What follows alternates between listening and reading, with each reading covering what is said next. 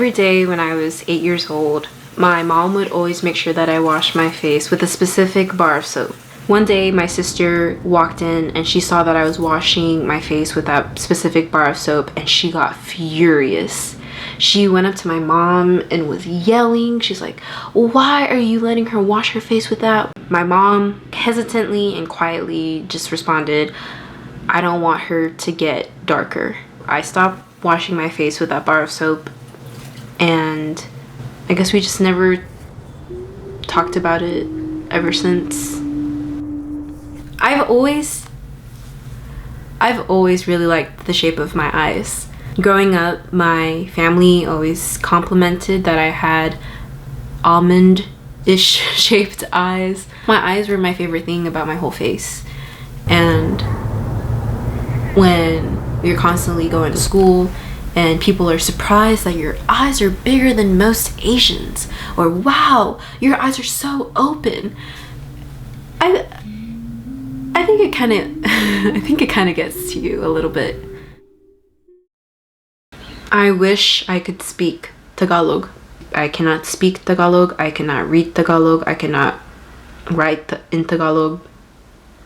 And that is one of my biggest insecurities in my own identity. I wish I could speak Tagalog. It's a back and forth fight with me in my mind, I guess, of whether or not I can claim to be Filipina, if I can claim to have that culture when I'm kind of essentially whitewashed. Although I grew up in so many other aspects of the Filipino culture,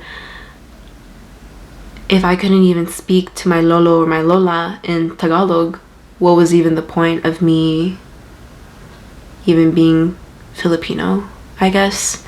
One of the most striking memories that I'll ever have is a letter that one of my Filipina friends wrote me, in which she basically told me that she knew that I could not speak any Tagalog, and she told me that I exhibited the traits of a she told me I exhibited the traits of a Filipino woman, even though I could not speak the language. She said that it didn't matter, because the way that I was and the way that I tried to live my life was very it was very Filipino. Sorry, I'm like butchering the letter. And I think that was a letter that I didn't know how much I needed at the time, or even needed now, as I'm trying to learn more and more Tagalog, as I'm trying to be more in touch with my own culture. It's just that reassurance that I didn't know that I needed. Growing up, I always prioritized what other people thought of me than myself. But also growing up, I discovered who I am, in the sense of like what my passions are, what truly excites me, what truly makes me happy.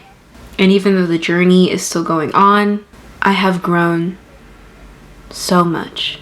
And I feel like I'm still learning to this day.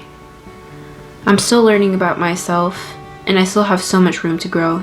And I'm constantly just trying to be the best that I can be, because that's all I can do, is be me.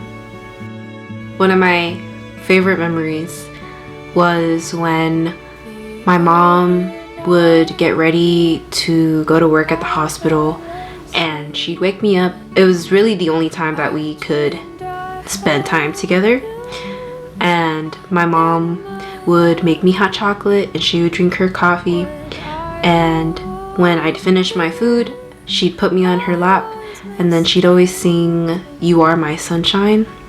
Though I don't think she actually knew the song, but she'd always sing, you know, the part where it's like, "You are my sunshine, my only sunshine. You make me happy when skies are gray. You never know